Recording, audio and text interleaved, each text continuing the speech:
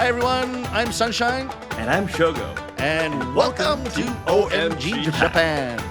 In this podcast, Rakugo master Katsura Sunshine and Let Shogo delve into the theme of enjoying Japan more, revealing the secrets of Japanese culture and the behind the scenes of our activities, all while aiming to connect more closely with you. So last week, I think we left off talking about the Rakugoka in English. Well, first of all, we talked about Henry Black, was he?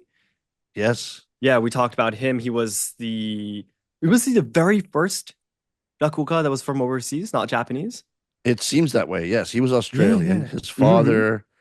His father came to Japan and was working in the media industry, like newspaper industry. Uh-huh, uh-huh. And so That's right. Henry Black came when he was something like 6, 7 years old. So his Japanese was Mm. obviously excellent. But I mean, at the time, 100 years ago, he Hmm. died 100 years ago. So he Okay. basically started out in the Meiji era, which if you can believe our Wow. things. Yeah, yeah, yeah. That's crazy, Um, crazy. he used to listen as a child. He used to listen to older people talk about like when you could walk down the street and someone just be randomly killed by a samurai with a Oh my sword. gosh. So an very interesting bridge to eras of Japan, and Uh-huh. we even have recordings of his voice doing Rakugo because That's he was amazing. instrumental in bringing the phonograph to Japan from Europe. That's really, really amazing. And you also talked about there were some Quite Japanese wild. Rakugoka too who did Rakugo in English as well, right? You were saying? In that era, no. Oh, for a little bit more in the future. No, they didn't do it in English. What they were doing in that Uh-huh. era, his branch of the Rakugo world Uh-huh. had begun to think that Rakugo was getting stale. And so they Oh. brought stories from Europe and from abroad, from China, Mm-hmm. and adapted them into Japanese Rakugo, but they didn't do them in the original Mm. language. They did them in Japanese. Okay, okay, okay, okay. So That's that's right, what I was that's saying. It's right. kind of the opposite of what I'm doing. I'm taking the Japanese ones, the classic Japanese stories, and doing them in English. That's the They were really taking interesting part. Dickens. He was taking Yeah. Dickens and European stories and translating them into Japanese. In fact, there's no real evidence that I've seen that he ever did Rakugo in English at all. Okay, okay. Then Rakugo in English was done by the Japanese Rakugo more in the future, then you were saying, right? Yeah, Yeah, yeah. the pioneer of Rakugo in English would have been uh, Katsura Shijaku. Yes, you were saying that's right, Katsura that's Shijaku right. Shisho. So he is Uh-huh. in basically my master's same generation. And Shijaku Shisho, Mm. Master Shijaku passed away many years ago. In fact, I think just before I came to Japan, so close Mm. to 30 years ago. Yes, But yes, yes. he would have been in the same. He would have been slightly senior to my master, so we're getting very close in generation here. And he started Mm. out performing with Shijaku.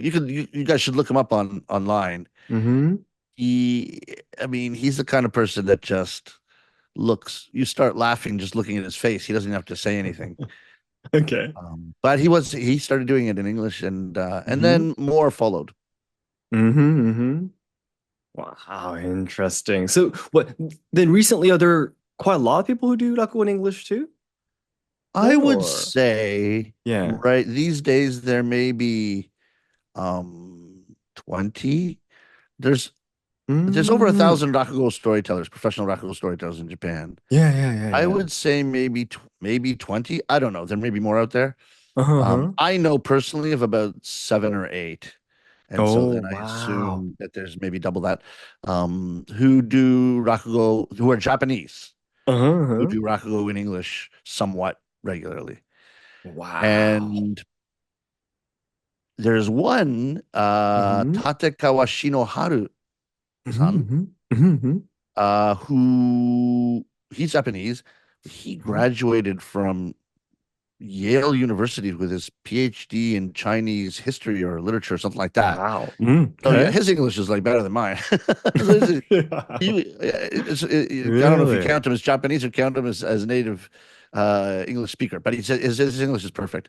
And Mm-hmm. then I was the second non-Japanese or second Westerner in history to become an Mm-hmm. official Rakugo storyteller. And now there's a couple other guys who have just recently finished their apprenticeship.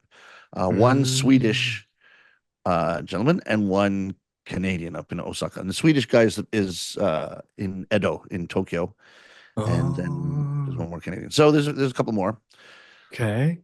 but it's still quite a rarefied area. Wow, it's amazing. The two who just recently finished their apprenticeship, did they see you? And was that the reason why they originally wanted to become a Rakugoka, or you're not too familiar about that? I have no idea. I've talked to them. I've talked to them both. I performed Oh, with one of them. I awesome. performed with the Oh, Swedish really?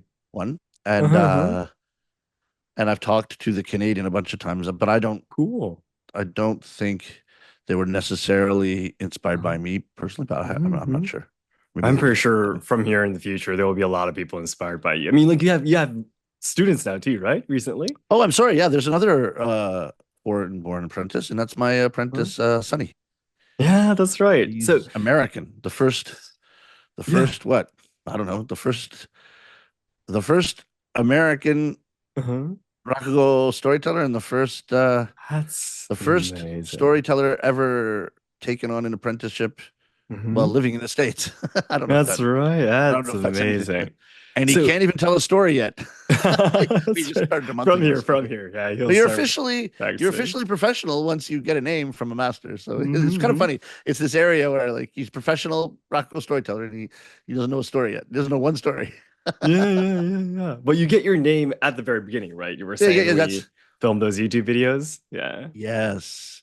That's And right, that's that's an right. interesting thing because a lot of Hmm. and a normal way to think of something is you do your apprenticeship and Hmm. then when the apprenticeship is finished, Yep. then you would be rewarded with a name Most cases to that's how it would be recognize. done, right? Well, Yeah. like driving a car, right? Yeah, You exactly, you exactly. learn to drive the car and then you get your license.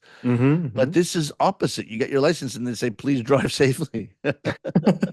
With the You never Rakugo drove world, you before, get but your yeah. name. Yeah. That's And really then, interesting. but it's part of the Japanese concept of ongaishi.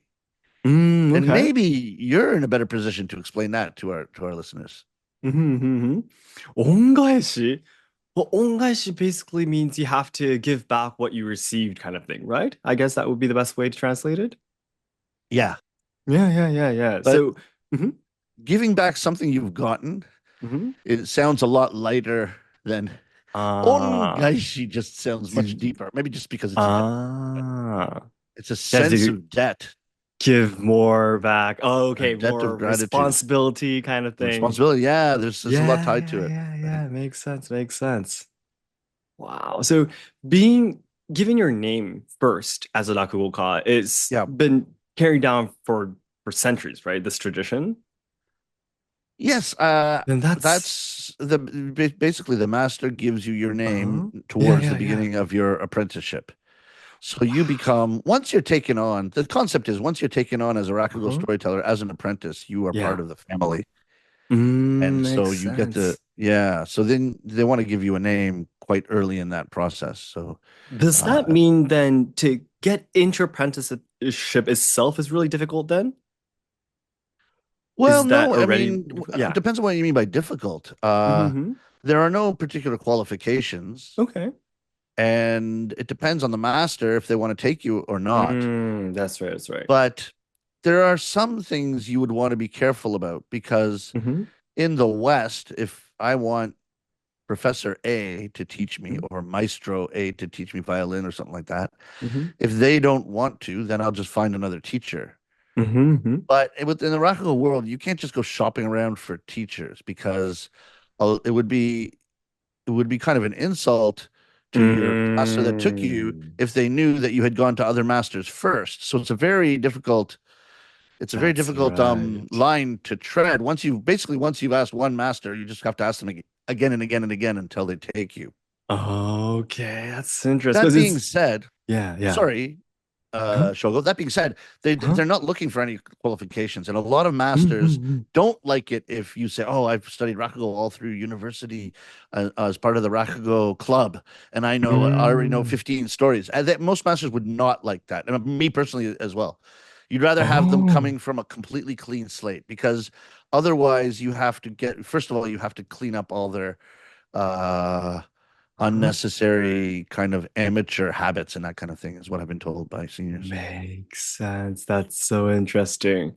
Because, I guess in a way, although there are, about 1,000 Nakuo, Nakuo Ka, it is Yeah, still a small world, I guess. So, 100%. yeah, yeah, yeah, Yeah, it's yeah. a I small bet. world. Yeah, I think it's really close to like, probably like sumo wrestlers when they choose their, sumo bea, those sumo rooms that they belong to, or Yep, probably their maikos will be the same too, deciding their ochaya, all that kind yep, of stuff. Yeah, you can't yep. just go around to the five, the five Gogagai in Kyoto and be like, "Hi, can I be a maiko here? Can I be a maiko there?"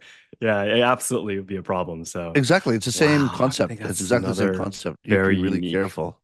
Wow. And Okay, and then okay. once you've chosen your master, just be persistent and make sure they take you. That's right. And you have two students, right? So one of your students is Katsura Sunny, you said? I have two apprentices. Yep, Yeah, they're yeah, both in New yeah, York. yeah. One is Katsura Sunny, and hmm he is American hmm of Taiwanese descent, and Okay.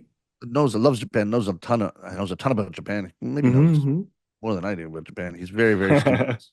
Yeah, yeah, yeah. Um, and the second apprentice is a young lady, and she's from Japan but has been living in New Mm, York, and she's been in the world of theater for mm, a long time, mm.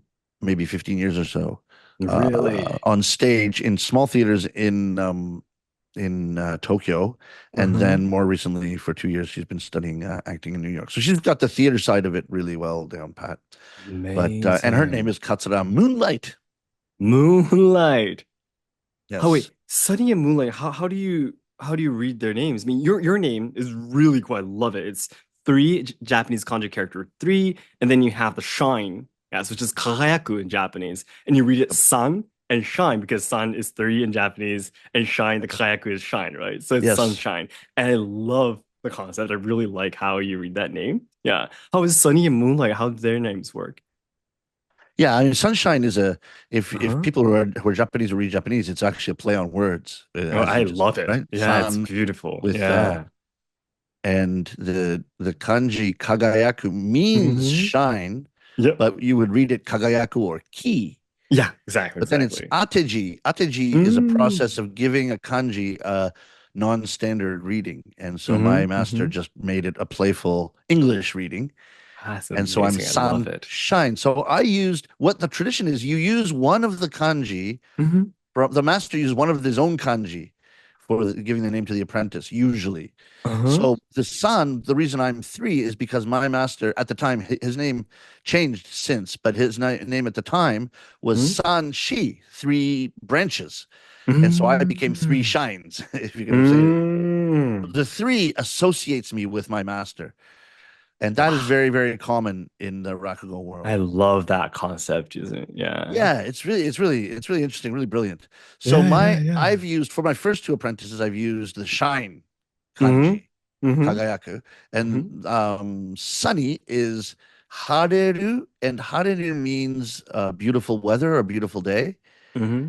and then hareru, and then kagayaku, which is shine. So he's sunny. It's basically just the meaning. Oh, makes sense. It's not even really ateji. It's like sunny. It's just sunny. That's what the kanji means, Yeah, yeah, yeah, yeah. right? And And then then moonlight, right? Yeah. moonlight is moon and shine, and then it's moonlight. But Mm. she's a really good drinker. Oh, okay. When we go drinking, she drinks just as much as me. She's really Mm-hmm. strong Mm-hmm. and really good high tolerance for alcohol. And Mm-hmm. so we decided that after her third drink, she Mm-hmm. goes from being moonlight to moonshine. Makes sense, makes sense. Now, Uh, our listeners that are not American might, so a lot of mhm, people might not know what moonshine is, but it was during mhm, Prohibition mhm, when alcohol was illegal in the States. People used mhm, to secretly make their own very strong and apparently not very delicious alcohol, and that became moonshine. It's called moonshine. mhm. And probably because you were doing it in secret on the farm at midnight, so nobody would see you doing it, and so it was under the moon, so you call it Makes moonshine. sense. Mhm, But mhm, in the States, people still everybody kind of knows that word. We just you mhm. could say it signifies terrible tasting, very very strong alcohol. I've heard my friends talking, explain to me about that before. In the Yeah. States, really, yeah, Yeah, yeah, exactly, exactly, yeah, exactly. it's very common. Unfortunately, nobody in Japan knows. I mean, it's such a it's such a weird word. You'd never use it in daily life. And I don't know when I've actually used it in an actual Mhm. conversation, but Mhm. but uh, but it's kind of fun. So the second she's on her third drink, we're like, okay, moonshine. Wow. And you said your master's name changed, right? When does Yes, it Rakugo's did. name change? That's a great question. Yeah. The In Tokyo, the Mm-hmm. Tokyo tradition, you usually get a little bit of a comical name for your Mm-hmm. apprenticeship. Okay. And then as soon as you finish your 3 to 4 year apprenticeship, you would get another name. And then Mm. then you become like Futsume, which is the middle rank. And then Oh. often when you become a master, you would get another name. So they're changing names a lot in Tokyo. Oh. In Okay. Osaka, they don't do that. First of all, they don't have those 3 stages officially. But Mm. also in Osaka, you tend to ascend to a more important or higher or more historical name at some juncture in your career. So, my Interesting. master, just when I was in apprenticeship, really, maybe 15, 16 years ago, Mm-hmm. my master, who had always been and had become very famous as a television personality as well as a Rakugo storyteller, as Katsura Sanshi, Mm-hmm. um, he was the first apprentice of the previous Bunshi, Bunshi the fifth, Mm. and so he ascended to his master's name Bunshi and became Bunshi the Mm-hmm. sixth. Oh, makes Now, how sense. that happened, it's Uh-huh. interesting because it depends on the family, the Rakugo Mm-hmm. family, how you ascend to what name and everything. Mm-hmm. Now, in this case, my master's master, Mm-hmm.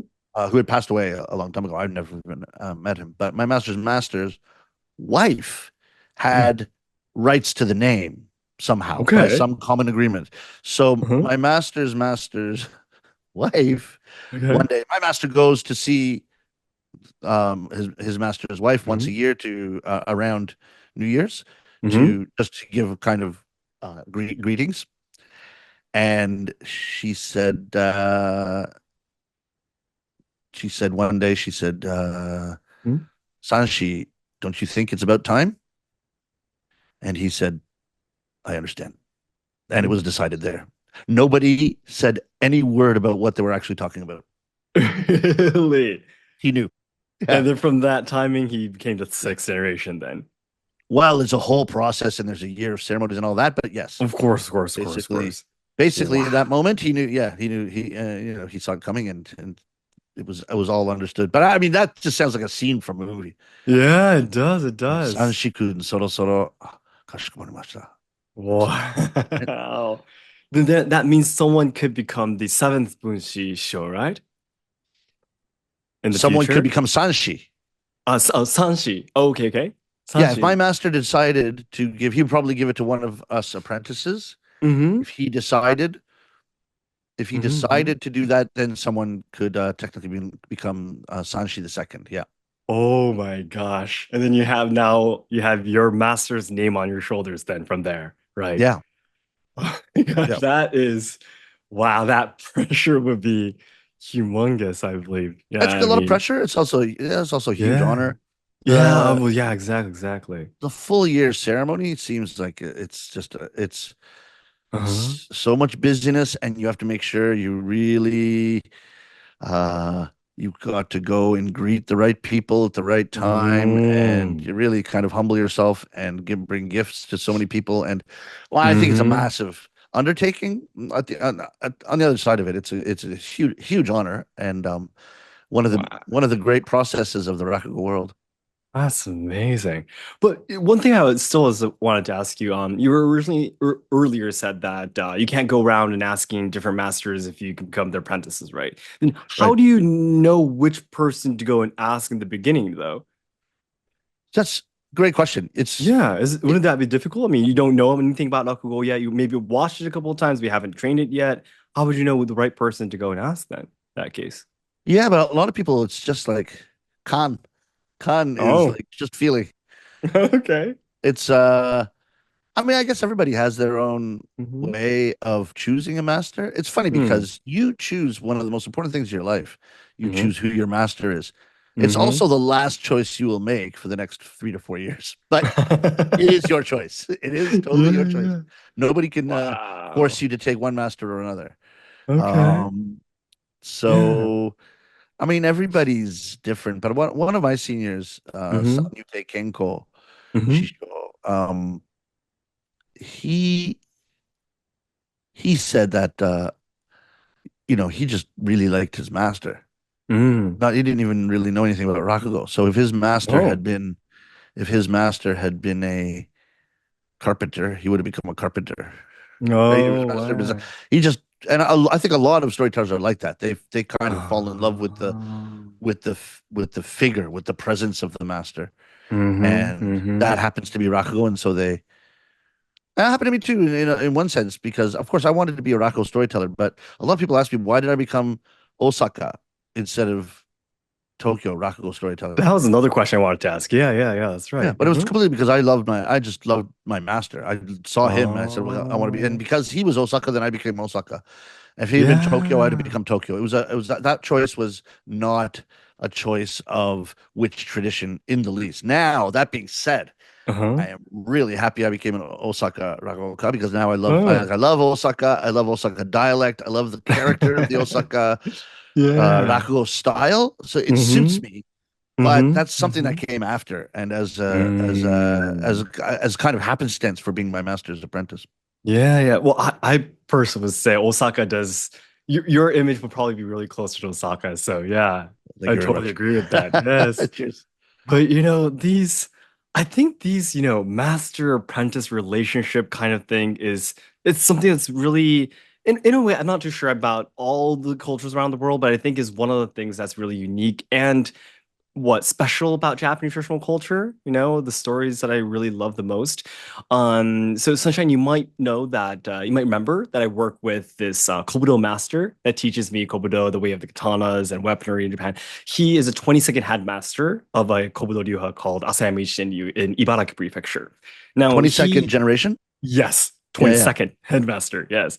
And whenever he talks about the right mindset for training and who to train under and stuff, he actually said the same thing. You should choose a master that you love. Yeah. yeah, I mean, it's up to you to decide if you want the DAR ranks or if you want certificates, you can go for that too. But he is like training under many, many masters in different US styles and weaponry.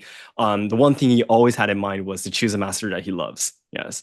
And I really like that story too, because I train in a lot of different traditional culture too, and I personally respect and love my senseis the most. I've actually yeah. said that to one of my no theater sensei. I actually told him the exact same thing. If you were not in Kongoryu in no theater, I wouldn't have been. It would have been the other Ryu styles then. Because you belong to Kongoryu, I'm training in Kongoryu, but that's because you were a Kongoryu master.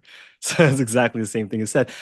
Yep. And yeah, and I really feel a lot of people that I talk to and give me messages. I'm pretty sure you have this image. I want to hear your experiences too. But a lot of people tell me like, where can I learn this technique? And I really feel that a lot of people see Japanese traditional culture too as just a curriculum in university or a school. Like getting a license kind of thing. Yeah, but Yeah. I really feel there's a lot more to that. Human relationships, more Yeah. stories behind that.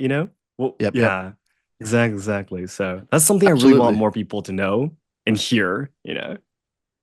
Absolutely. There's so much Hmm. of that I think if you're coming at these worlds, even maybe as a Hmm. Japanese person, Hmm. when you're walking into a traditional world that you haven't learned about yet, and certainly as a Westerner coming into there's so many things that say, "Oh, I want to do this," and my seniors in the Rakugo world will say, "You're you're looking at it all wrong. Like we wouldn't even have a concept of wanting to do that. Why would you just if you want to do that, just do it." Hmm. But you're talking about like your priority. I want to learn this style of this. It's like Hmm. okay, you can do that. You do that on your own. Hmm. When the master is more of like a spiritual bond. It's Yes. way beyond like, oh, I want to learn this kind of thing, so maybe this master is better for me. It says no, that's way too transactional a Mhm. concept for what's actually going on in the apprenticeship and the Oh master my apprentice gosh. relationship. Yeah, so I it was so touching for me too when we first met for the first time when we recorded some YouTube videos. You read that blog article your master wrote about you getting your first students and your happiness you show on your expressions when you're talking to me about that. That just really touched my heart, you know? Really? Yeah. Yeah, Yeah. yeah, yeah. Yeah. I Your won't forget master, that. yeah, your master wrote on one of his blog articles that he was happy that you came back to Japan to see him, and you reported him officially. May I have my own students? And he said yes about that, right? Yeah. 100%. He said yes. But also on his blog, Yeah. he also downplays it so much. Like, Mm-hmm. just makes it super casual, right? He said, oh, Mm-hmm. Sunshine came. He wants to take an apprentice. So I thought, well, what's wrong with that? Go for it. Mm-hmm. Your career's long enough. Nice to have apprentices in New York. Because it really, Mm-hmm. it's really a big thing. I mean, they become his grandchildren Yep. in the way you say Omagodeshi or Mm-hmm. Magodeshi, which Mm-hmm. is grandchildren apprentices, right? Literally, So the yes. generation, I'm next generation to him. So he's Mm-hmm. my artistic father, and then my Mm-hmm. apprentice will be his kind of grandchildren.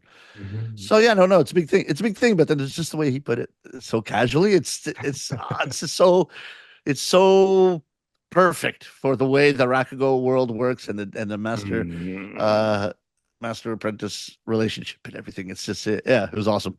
Yeah, I just love those stories, going to your master, feeling very nervous and asking him, can I have my own students? And he's saying yes, and you're feeling, very honored and approved.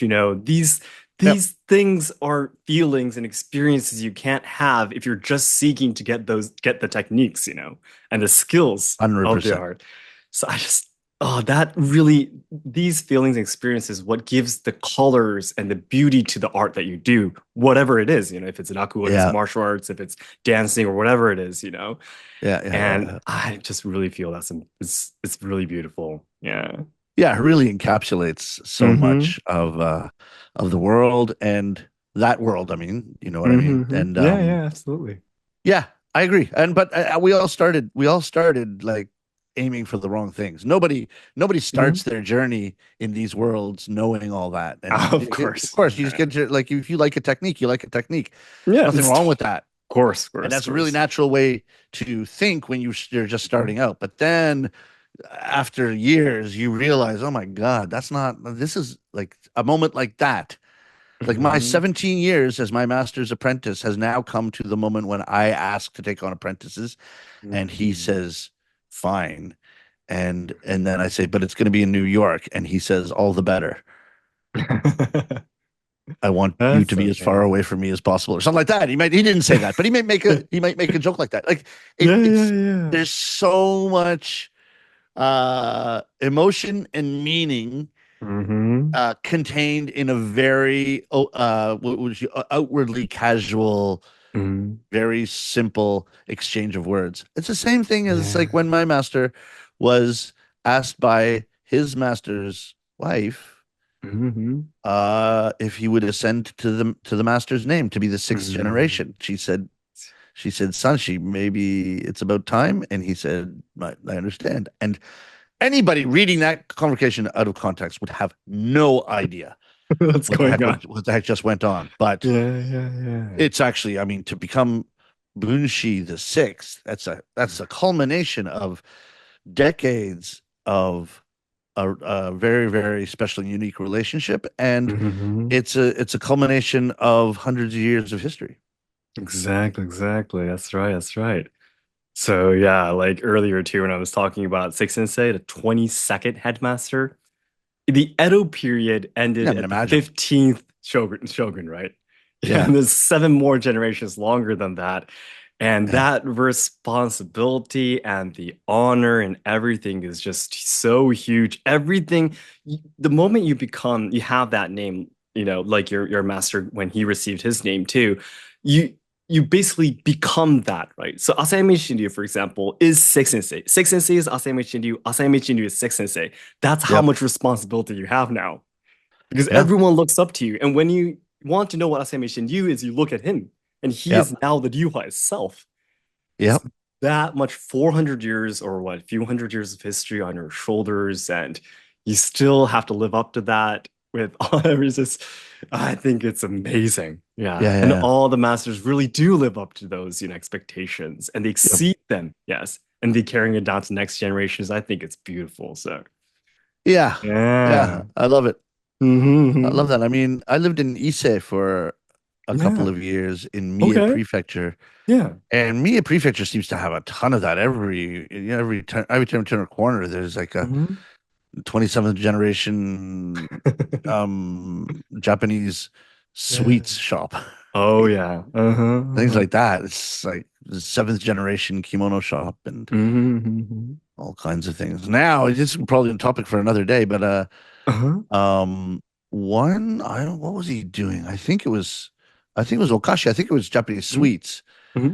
And he was his name is Hattori. Hattori, okay. His name was Hattori-san Hmm. that I met in Mie Prefecture. Could be more. And he's in Nabari. Are you gonna take a guess at where I'm going here? No, not at He all. is a descendant of Hattori the ninja, basically. Okay. Hattori Hattori Hanzo? Hanzo. Yeah. And I said to him, I was doing a little TV interview with him Okay. on and his sweets shop because he's whatever generation. I can't remember 10th generation or Hmm. something. And I said, well, isn't it interesting that the descendant of a ninja Hmm. would be managing his own sweet shop? And Hmm. he said, no, it's not strange at all. That's what ninja did. During the day, there was Hmm. something really normal, a sweets Hmm. shop, Hmm. kimono maker, farmer. Apparently, a lot of them were farmers. Basically, that was Yeah. part of the disguise. They did stuff like this. Exactly. Exactly. So he may be a descendant of Hattori Hanzo, and but Wow. maybe some of the relatives there were doing a sweets shop as a disguise, and then they just kept doing the sweets shop and let the ninja part fall to the wayside because Yeah, yeah, yeah, they yeah. became unnecessary. Interesting. Yeah, Japan, there oh my God, Japan, there, that Sorekoso. that is very, very Japan. Yeah, Japan, absolutely. Yeah, that's right. I've done a little bit of research about ninjas, from videos Oh and yeah, such. And yeah, they absolutely did like regular, like normal businesses that weren't special at all. Like you just said, they might be yeah, selling fish or, or sweets, or sometimes they were monks, for example, people who yeah, were related to religions and yeah, so on and so forth. Yeah. And then as a secret job, they could be spies and so that all that kind of stuff. So yeah. that's really I'd interesting. love to do a whole episode on ninja. Both of us like dive Uh-huh. in separately and see what we come up with. I've Hmm. heard I heard rumors that um the famous poet Matsuo Hmm. Basho Yeah. was I heard rumors that he was suspected to be a ninja as well. Really? And the That I've reason never they heard of suspect before. this is Yeah. because he was writing these haiku while hiking through the forests and traveling between cities. But if you Um, look at the calendar, uh-huh. he was running through the forest to get from here to here in the Okay. time that's recorded. Uh-huh. It's okay. So now, why is a poet like running like hell between spots? And if it was a Okay. ninja, you could see it. So, I mean, it's pretty loose evidence, Um, but there's a group out there of people who suspect that he was a ninja disguising himself as a poet who happened to run really fast. I don't know. happened to run very fast. Yeah, Yeah, we were talking a little bit about ninjas too when we first met for the yeah, YouTube video filming. Yeah, I've made a lot of videos. I mean, one of the videos that got most views on my channel, Let's Ask Shogo on YouTube, is the yeah. video where I explained about the difference between a ninja and a shinobi. Yeah. Oh yeah. From there, yeah, I did a little bit of research about their techniques. There's something called Nindo. Do you know Nindo? Have you ever heard of No. Nindo before? Like Iaido, Kendo, Judo. Yeah. Well, Very the recently, do it is was yeah. less than 10 years, I believe. I think, well, maybe a lot shorter than that. But recently, there's been this new association community created called the Nindo, where basically Yeah. they're trying to create like this new martial art kind of thing that teaches the ninjutsu techniques. Of course, there Right. are already a lot of different association groups that teach ninjutsu, but there was this new place that's created. And the reason why I especially know about Nindo is because one of my friends who work in Kyoto that does this ninja dojo and store. yeah, called Right. Ichikawa-san. Yeah, he's one of Right. the instructors in Nindo. So that's the reason why I know a lot about Nindo. But I Right. actually did some studying. They, of course, gave me a lot of information. I took some of his activities and lessons before. And from there, I learned like how they actually use the like like Naruto, they would use the katon like fire techniques and stuff. In real Yeah, life, sure. the fire would be like used like this, like in a lamp, for example, Right. or so on and so forth. So yeah, I did a little bit of study about ninja before too, and it's absolutely very, very interesting how Ah, how vast the techniques of ninjas are. I mean, like for samurais, yeah. like Yeah. Yeah. let's say vast. The vast is like okay, you use a katana, you use a staff, you use a sickle. Like my style, we train with sickles, we train with chain balls. Like that's already very vast. But Yeah. Yeah. ninjas vast is a different different world. You're on a You different have level. like dozens and dozens of different tools and different like suiton water techniques, katon fire techniques, Yeah. doton earth techniques where you like hide under the floorings or hide inside the water and just like too many techniques, and they're Yeah. all really interesting and alive today. So it's we could do like when you actually have a chance to come to Kyoto, I think we could go to the ninja origin store together or something like that. That could be really Oh, I'd cool too. love And to we can, go. and at the corner of the room, we can sit down, and he speaks English. Ichiko-san Oh, speaks perfect. Oh, very really? good Okay, English too, so perfect. we can have it in the middle. We can do another one of these podcasts there with him too, Just or do it we right maybe on site. That would be yeah, amazing. yeah, yeah, yeah. Oh my gosh, That that's would a be really good amazing. idea. I Absolutely. mean, ninja, the concept of ninja, Uh-huh. considering how little people actually talk about ninja in Hmm. Japan on a Hmm. day-to-day basis. Like Hmm. samurai comes up way Oh more, yeah. right? In Hmm. normal everyday conversation among Japanese. It's just Hmm. like samurai spirit or like, oh, it just comes up. Yep, yep, yep. Ninja does not come up in conversation in No, Japan not too that much, often. right? No, no, no, it doesn't. But it seems to capture the imagination of the world, like almost at level to samurai, right? Like Hmm. Hmm. you go to anyone in Canada, States, wherever, and say ninja, people know what a ninja is, considering and I think it's probably been widely misunderstood and like Hmm. fictionalized. And is it is it an older thing, or just because it was secretive that people don't know too much about it? It's Hmm. Me in Japan? I mean, even in Japan, yeah, I think the thing with ninjas, this is something that my friend Ichikawa-san was talking about too. yeah, In Japan, ninjas, especially recently, are considered more like entertainment for kids.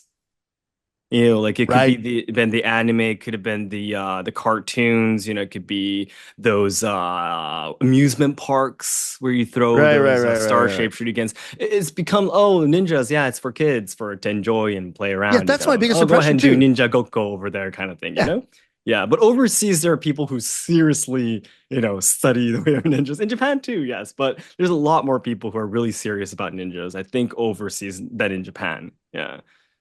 Yeah, fascinating. Yeah, yeah, exactly. yeah, So Ichikawa-san was saying too, when he holds these activities, teaching Nindo, ninja techniques, yeah. when when the Japanese guest comes, they're always only bring their kids, and the adults are like, oh no, I'm just gonna watch, just let the kids do it. But the people who actually travel to Japan from overseas, they're all adults, of course, doing these That's activities, and they fascinating. So it enjoy just has it a because different it's image. interesting.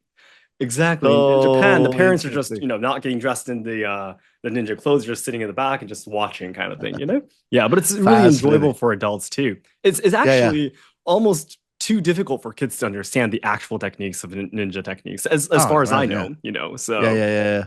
it's very, very interesting, of course, for adults too. So that is something that I believe Nindo is trying to do, trying Yeah. to have more people know about what ninja techniques are about and so on and so forth. Yeah. So yeah, we can definitely try to help them out, as much as possible so more people can know about that too, I think.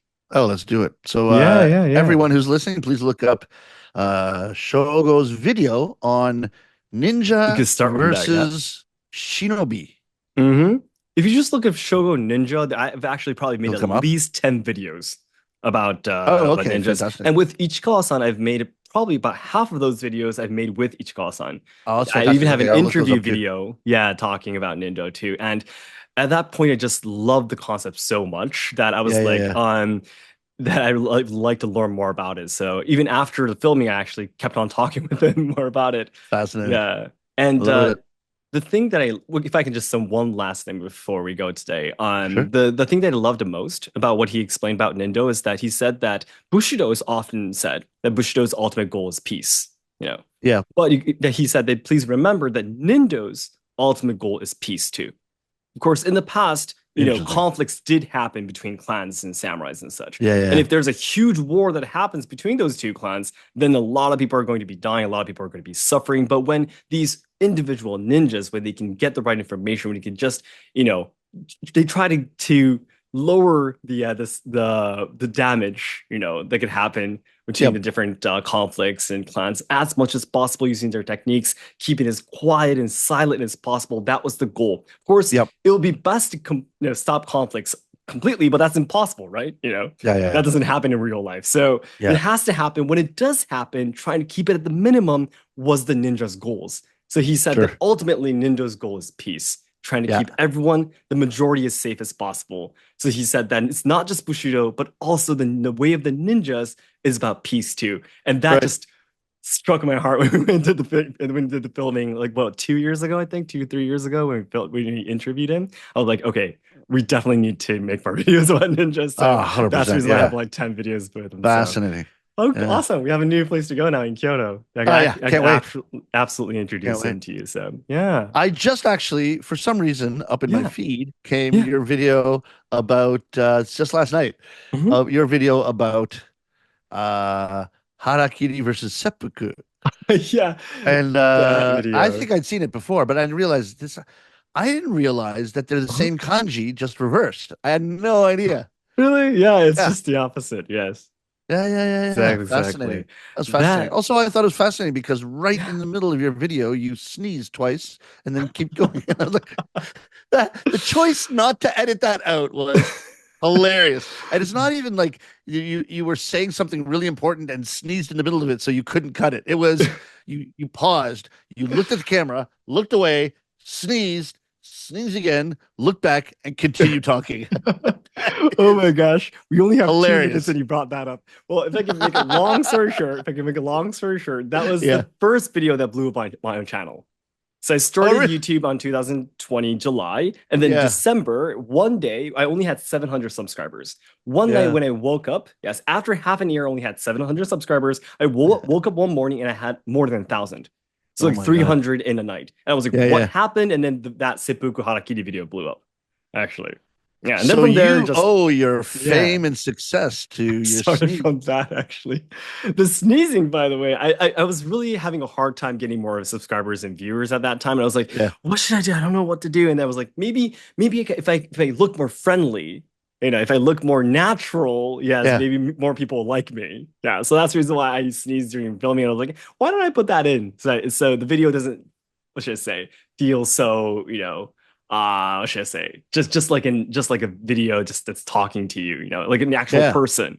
Yeah. So that's where I put that in. Interesting. Now, yeah, now that you mention it, Mhm. your pace on that video Yeah. is very like I want to say slow, but it's slower than the pace of something. I think like even over the last 4 years, Mhm. uh the kind of pace of normal videos and maybe thanks to short form content as well, like people things get a lot snappier, right? Yep. And I thought, Exactly. wow, Exactly. Shogo's really taking his time talking on this one. Very interesting. I love it. It's great, Hmm. but it might be different than when if in videos you put out today, it might be interesting to It's compare that too because very, quite very taking your different. time. Yeah, it's very different. The trends have been changing. When I started YouTube, there weren't any YouTube shorts Of at course, yeah, yeah, all. no, I know, yeah, Yeah, and making the full videos shorter, longer, just goes back and forth. The trends go back and forth. And recently, because we have shorts, the full videos should be longer. People just want to be playing that on their computer or smartphone while they eat. yeah, If it's short, the video ends too quickly.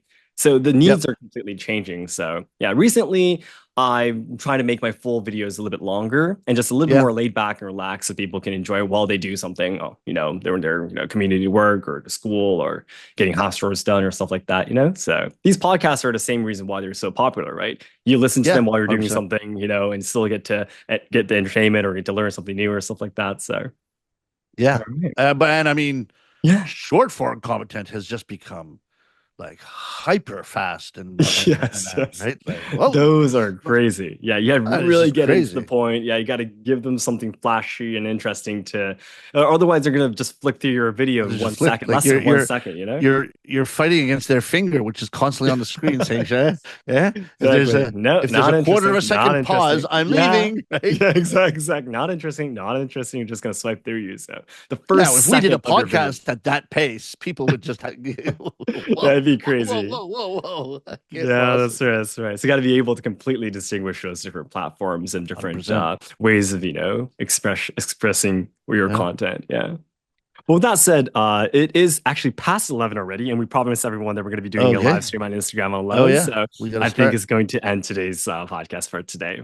So that's pretty good. Awesome. We covered Rakugo and names in Rakugo, apprenticeship, a little bit about Yeah. Ninjas. ninja and samurai and sneezing. Sounds like a good podcast. Sneezing.